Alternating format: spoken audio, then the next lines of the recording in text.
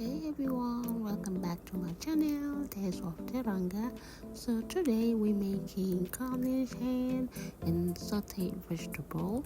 For the vegetable we need potato, carrots, cucumber, onions. Our Cornish hen is already seasoning. Let's cook. Now I'm about to add some oil on the pan to saute my vegetable. I'm about to add the vegetable on the oil.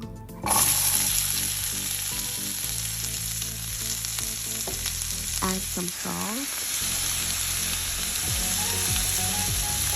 black pepper,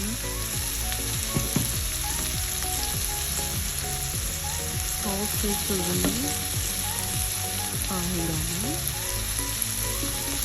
seasoning salt, green pepper, and mix it all together.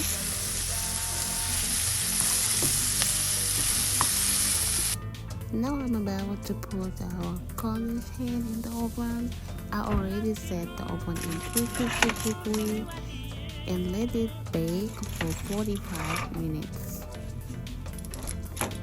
Ta-da! We're ready! Here is our Cornish hen and sautéed vegetable.